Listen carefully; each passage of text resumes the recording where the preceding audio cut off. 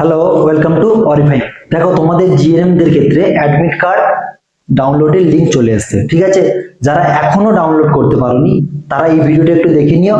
Download করতে আর কোনো অসুবিধা হবে না। আই থিঙ্ক বোঝা গেল। যদি কোনো অসুবিধা থাকে তাহলে তোমরা কমেন্টে জানাও। বোঝা গেল। দেখো, প্রথম তোমরা কি করবে, গুগল যে অপশন আছে গুগলে যাবে। ঠিক আছে, গুগলে গিয়ে কি লিখবে, WBHRB লিখবে। ঠিক আছে, লিখে সার্চ করবে। গুগলে গিয়ে কি লিখবে, WBHRB লিখে সার্চ করে দেবে। বোঝা গেল। কিচ্ছু লিখতে হবে না, WBHRB লিখে সার্চ করবে। জাস্ট এই কথাটা লিখে সার্চ করে দেবে।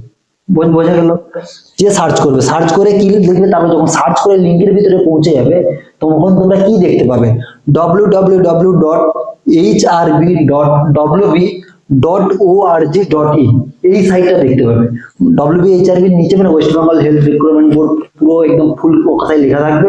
তার সাথে তুমি কি দেখতে পাবে, www.hrb.wb.gov.in এই যে ওয়েবসাইটটা দেখতে পাবে। ওই WBA ওয়েস্ট বেঙ্গল, যেটা এই যে এর ফুল ফর্মটা লিখবে, West Bengal health recruitment board, এটা লেখা থাকবে। ওর নিচে এই সাইটটা দেখতে পাবে।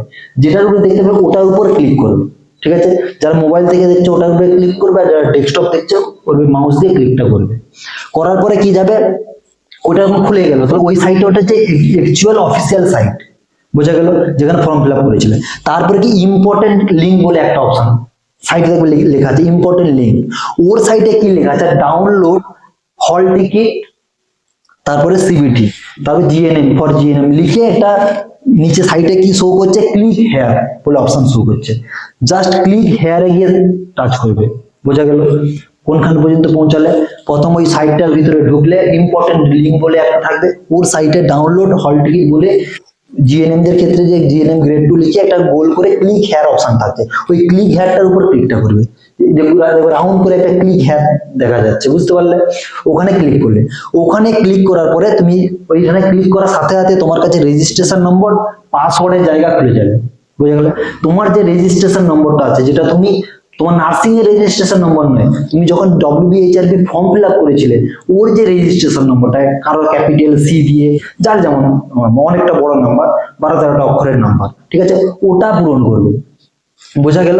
ওটা পূরণ করার পরে কি করবে, ওটা যখন রেজিস্ট্রেশন নাম্বারটা পূরণ হয়ে গেল তারপরে পাসওয়ার্ডের জায়গা আসবে। ওটা হচ্ছে তোমার ডেট অফ বার্থ, কোনো পেজ বা কোনো কিছু দেবে না। ডেট অফ বার্থ মানে যদি তোমার জানুয়ারির 1 তারিখ 2000 সালে জন্ম হয় তাহলে 01/01/2000 লিখবে। ঠিক আছে, আর যদি ধরো তোমার 15 আগস্ট জন্ম হলো তাহলে লিখবে 15। বুঝতে পারলে, 15 হয়তো তোমার 15 আগস্ট জন্ম হয়েছে, 15/15/08/2000। বোঝা গেল। এরকম ভাবে লিখবে পাসওয়ার্ডটা, তাহলে তোমাদের অসুবিধা হবে না। ওটাই ক্লিক করার পরে কি হবে, যখন ওটাই তুমি ক্লিকটা করে নেবে তারপরে ওইখানে দেখবে ওর নিচে একটা ক্যাপচার কোড অপশন থাকবে। বুঝতে পারলে, ক্যাপচার, যেগুলো একটা ক্যাপচার লেখা থাকে, আর ওর নিচে একটা ক্যাপচার কোড থাকবে, সেই কোডটা নিচে টাইপ করতে হবে, ক্যাপচার কোড। বুঝতে পারলে, ক্যাপচার কোডটা নিচে টাইপ করবে, টাইপ করে দিয়ে সাবমিট করে দিলে, সাবমিট করে দিলে সাইটটা খুলে গেল, কিন্তু আবার একটা নতুন জায়গা খুলবে।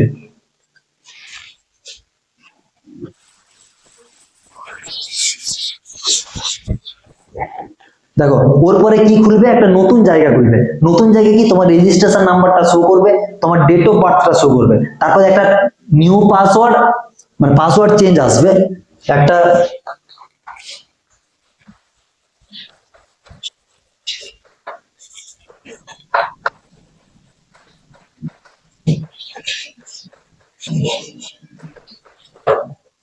মানে তোমার যে ডেট অফ বার্থটা, ওই পাসওয়ার্ডটা চেঞ্জ করার জন্য একটা দু রকম পাসওয়ার্ড আসবে। নিউ পাসওয়ার্ড বলে একটা অপশন আসবে, আর একটা অপশন আসবে কনফার্ম পাসওয়ার্ড। ওই নিউ পাসওয়ার্ডটার জায়গায় তুমি যেই পাসওয়ার্ডটা রাখতে চাইছো সেটা দিবে, আর একটা কনফার্ম পাসওয়ার্ড দিবে। বুঝতে পারলে, যেটা ওই যে পাসওয়ার্ডটা যেটাই দিলে ওটাই আরেকবার লিখতে হবে, মানে ওই পাসওয়ার্ডটাকে ক্রস ম্যাচ করার জন্য। বুঝতে পারলে, এটা ভয়ের কিছু না, এটা ক্রস ম্যাচ করার জন্য দেখানো হয়। বুঝতে পারলে, ক্রস ম্যাচ করার জন্য দুবার মারবে পাসওয়ার্ডটা, সেম পাসওয়ার্ড, যেই পাসওয়ার্ডটা তুমি রাখতে চাইছো, কিন্তু পাসওয়ার্ডটা স্ট্রং দিবে। মানে কি, তোমার নাম ধরো রাজ, আরটা বড় হাতে লিখবে। ঠিক আছে, স্ট্রং পাসওয়ার্ড কিরকম রাখবে আমি বলি, যে কোনো নাম, তো একটা নাম আমি সাপোজ ধরি রাজ, আরটা বড় হাতে লিখবে আর বাকি সব ছোট হাতে লিখবে। তারপরে কি হবে, @ দিবে। ঠিক আছে, রাজ এবার তুমি যেরকম পাসওয়ার্ড রাখবে তোমার পছন্দসই 4টা নাম্বার দিয়ে দিবে, ঠিক আছে? তোমার ডেট অফ বার্থের পরে হতে পারে, তোমার পছন্দসই, অ্যাজ ইউর উইসেস, তোমার পছন্দসই 4টা নাম্বার দিবে। আমি ধরে মানে এরকম ধরে দিয়ে দিলাম 2 3 5 6, বুঝা গেল? এরকম পছন্দসই 4টা নাম্বার দিয়ে দিবে, ঠিক আছে? তোমার নামের প্রথম অক্ষরটা বড় হাতে লিখবে, বাকিগুলো ছোট হাতে লিখবে, দিবে, তারপর এগুলো দিবে, তাহলে পাসওয়ার্ডটা অটোমেটিক্যালি নিয়ে নেবে, কারণ এটাকে বলে স্ট্রং পাসওয়ার্ড। বোঝা গেল? কোনো অসুবিধা নেই। এই পাসওয়ার্ডটা দেওয়ার পর নিউ পাসওয়ার্ড, কনফার্ম পাসওয়ার্ড, ওর পরে আবার একটা ক্যাপচার কোডের অপশন আছে, ক্যাপচার কোডটা লেখা থাকবে, ওই ক্যাপচার কোডটা টাইপ করে দিয়ে ওকে করে দিবে, ঠিক আছে? ক্যাপচার কোড টাইপ করলে ওকে করে দিবে, ওকে করে দিলে কি হবে, তোমাকে আবার প্রথম পেজে নিয়ে চলে যাবে, ঠিক আছে? যেখানে এই যে এইখানটা নিয়ে চলে আসবে। আবার আবার কি করবে, তোমার রেজিস্ট্রেশন নাম্বারটা দেবে, তারপরে তুমি যে পাসওয়ার্ডটা এখানে সেট করলে, যে পাসওয়ার্ডটা তুমি সেট করলে সেটা দিয়ে মারার পরে দুটো অপশন খুলে যাবে, তোমার একটা নিজের নাম ধাম গুলো দেখাবে, আর এক পাশে দেখবে উপরে হল টিকিট বলে লেখা আছে, দুটো বক্স খুলে যাবে। এটা হওয়ার পর কি করলো, এটা হওয়ার পর আবার এই জায়গায় পৌঁছে দিল, আবার তোমার নাম লিখলে, আর যে পাসওয়ার্ডটা তুমি সেট করলে সেই পাসওয়ার্ডটা লিখলে, লেখার পরে ক্লিক করে দিলে খুলে গেল।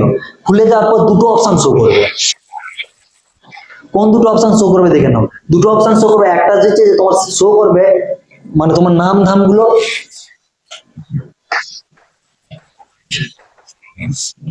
একটা ক্যান্ডিডেট ডিটেলস শো করবে, তার পাশেই একটা অপশন থাকবে হল টিকিট।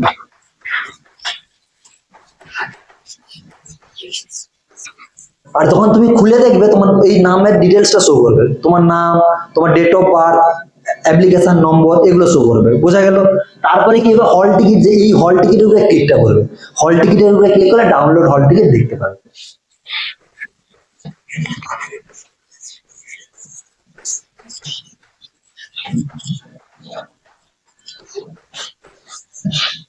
ডাউনলোড হল টিকিট বলে এরকম একটা বক্স নিচের দিকে অ্যারো চিহ্ন দিয়ে ডাউনলোডের চিহ্ন দেওয়া থাকবে, ওইখানে গিয়ে ক্লিক করলেই তোমার হল টিকিট ডাউনলোড হয়ে গেল। বোঝা গেল? চলো, এত সময় ভিডিওটা দেখার জন্য সবাইকে ধন্যবাদ। চলো, দেখা হচ্ছে নেক্সট ভিডিওতে।